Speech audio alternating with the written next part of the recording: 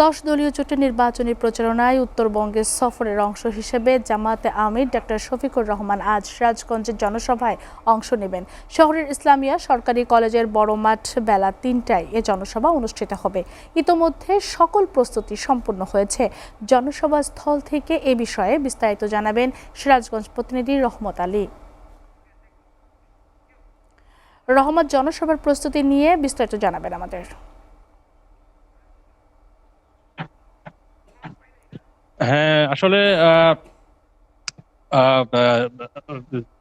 জামাত ইসলামীর যে নির্বাচনী যে জনসভা, তো সেই জনসভায় ইসলামিয়া সরকারি কলেজ মাঠে দুপুর 2টা থেকেই জনসভা আহ্বান করেছে। সেই জনসভায় কিন্তু উপস্থিত থাকবেন জামাত ইসলামীর আমির ডাক্তার শফিকুর রহমান।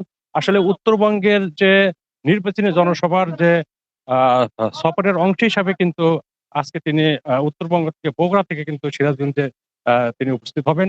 এবং দীর্ঘদিন পর যে আসলে এই যে নির্বাচনী ডামাডোল শুরু হয়েছে এবং সেই নির্বাচনী ডামাডোলে যে নির্বাচনী প্রচারণা শুরু হয়েছে এবং সেই প্রচারণার অংশ হিসাবে জনসভায় যে আজকে জেলা জামাতের আমির আসবেন, সেই ক্ষেত্রে কিন্তু জেলা জামাতের সকল স্তরের নেতাকর্মী তথা সকলের ভিতরে কিন্তু একটা উৎসাহ আমেজ বিরাজ করছে। তো জামাতের আমির কখন আসবে, তার কি বার্তা থাকবে, সেই বিষয়ে আমি এখন কথা বলবো জেলা জামাতের সেক্রেটারি জেনারেলের এবং সদর আসনের এমপি প্রার্থী জাহিদুল ইসলামের সাথে। তিনি আমাদের জানাবেন বিস্তারিত। ধন্যবাদ আপনাকে। আপনার মাধ্যমে আমি সিরাজগঞ্জবাসীকে ধন্যবাদ জানাচ্ছি। আমাদের সম্মানিত আমিরে জামাত আজকে বিকেল 3 ঘটিকার মধ্যেই সিরাজগঞ্জে এসে জনসভায় বক্তব্য রাখার কথা। আপনারা জানেন যে গতকাল থেকেই নির্বাচনী জনসভা উত্তরবঙ্গ থেকে আমাদের আমিরে জামাত শুরু করেছেন। আজকে বগুড়ায় একটা সমাবেশ করবে, শেরপুরে একটা সমাবেশ করবে, শেরপুরের সমাবেশ করেই আমাদের সিরাজগঞ্জে আসবেন। সিরাজগঞ্জ থেকে উল্লাপাড়া আর একটা সমাবেশ করে উনি পাবনার দিকে রওনা হবেন। আমরা সমাবেশের জন্য যাবতীয় প্রস্তুতি ইতিমধ্যে সম্পন্ন করেছি। আশা করি 1.5 লক্ষাধিক লোক আজকের এই সমাবেশে উপস্থিত হবেন।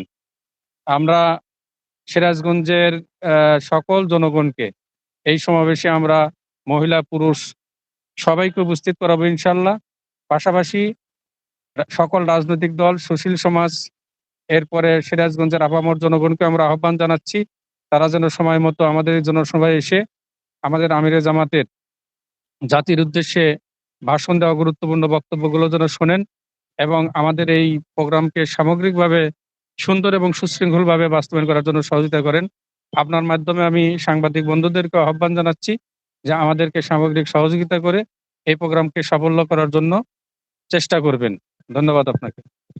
যেমনটি শুনছিলেন, আসলে 5ই আগস্টের পর 24 সালের 5ই আগস্টের পরে কিন্তু জেলা জামাতের আমির একবার সিরাজগঞ্জে এসেছিলেন। সেটা ছিল সাংগঠনিক সফর, কর্মী সমাবেশ।